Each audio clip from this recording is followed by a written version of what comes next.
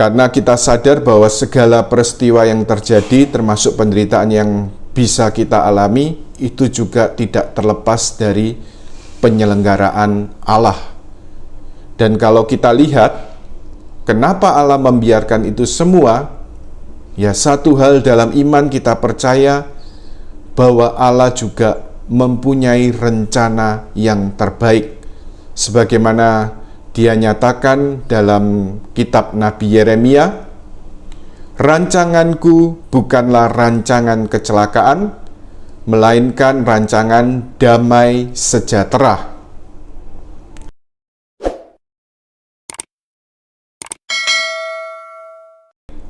Kita lanjutkan komentar Santo Yohanes dari Salib.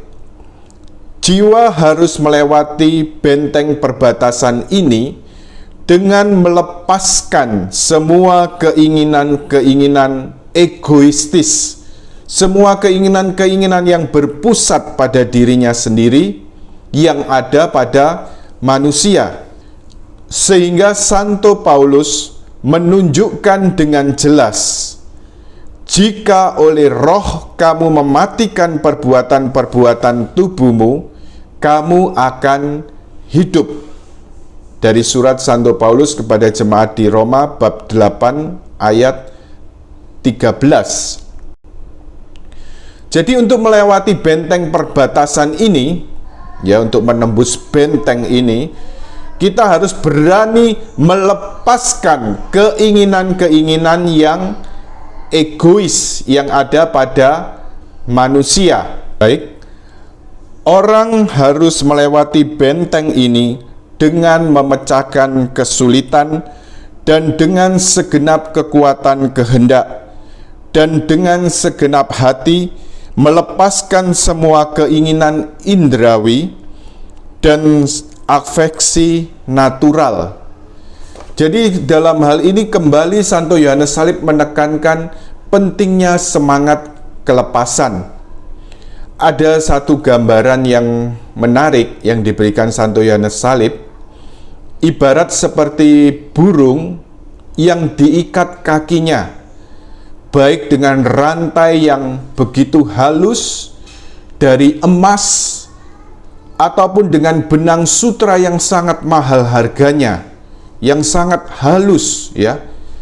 Jadi kalau burung kakinya itu diikat baik dengan rantai halus dari emas atau benang sutra yang sangat halus. Nah, satu pertanyaan, apakah burung ini dapat terbang dengan bebas? Tentunya tidak, ya. Jadi tentunya tidak, dia tidak dapat bebas terbang kemana-mana karena kakinya terikat, walaupun diikat dengan rantai emas yang sangat halus ataupun juga benang sutra yang sangat mahal. Demikian juga dengan jiwa. Dalam segala keterikatannya, baik pada hal-hal duniawi, juga termasuk hal-hal rohani yang bukan Allah, maka jiwa pun tidak akan lepas, tidak akan bisa terbang dengan bebas dalam perjalanan menuju Allah. Sehingga satu jalan yang diperlukan juga supaya lepas dari keinginan-keinginan egois, ya, yang berpusat pada diri sendiri, baik dalam hal duniawi maupun juga hal-hal rohani. Maka dalam hal ini jiwa perlu sungguh-sungguh melepaskan diri dari semua keinginan-keinginan itu. Dan satu hal hanya boleh terikat pada Allah saja. Jika oleh roh kamu mematikan perbuatan-perbuatan tubuhmu, maka kamu akan hidup. Diungkapkan oleh Santo Paulus dalam surat kepada umat di Roma bab 8 ayat 13.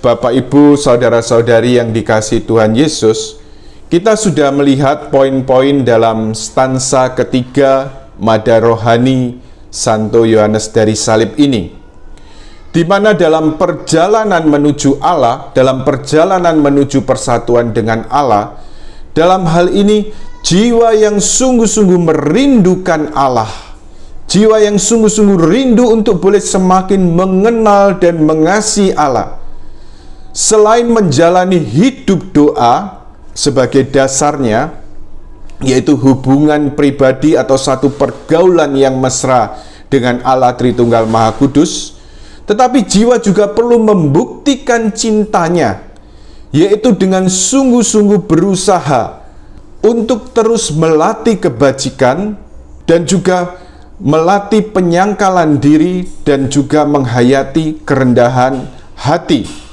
Dan juga kemudian dengan tegas jiwa juga mau menyatakan satu kebulatan tekad untuk tidak memperhatikan dan mempunyai semangat kelepasan terhadap segala hal yang menyenangkan dirinya, yang memusatkan semua perhatiannya pada dirinya atau yang bersifat egois, yaitu bunga-bunga yang bisa didapatkan dalam perjalanan, baik hal-hal yang bersifat lahiriah maupun juga hal-hal yang bersifat rohani yang berpusat pada diri sendiri. Kemudian juga satu realitas, jiwa bisa menghadapi tantangan hambatan.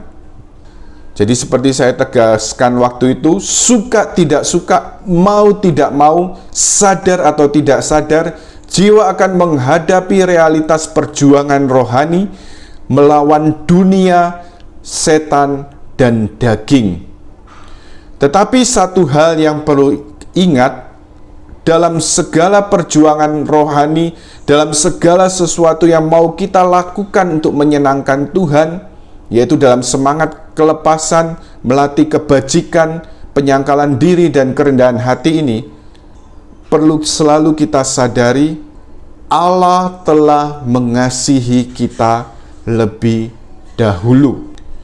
Hati kita ini ibaratnya satu wadah, satu tempat yang kemudian terus diisi oleh aliran air yang telah dicurahkan oleh air hidup, oleh kasih Allah itu sendiri.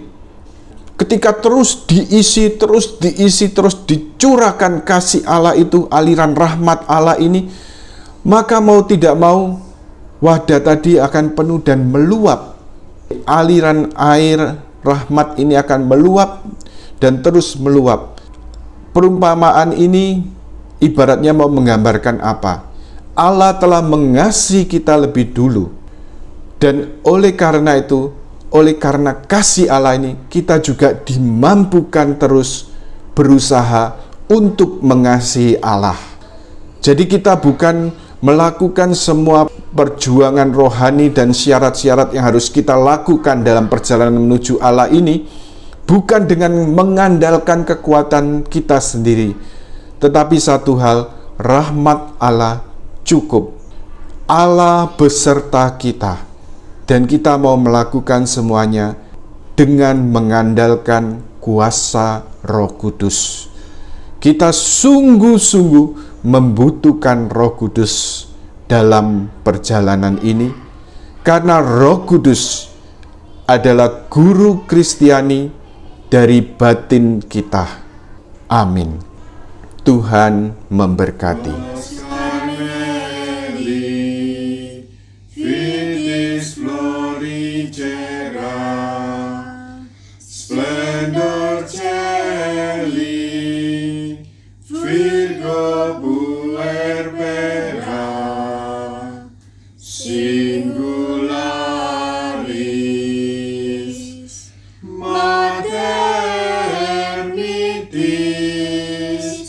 Sefiling Mesia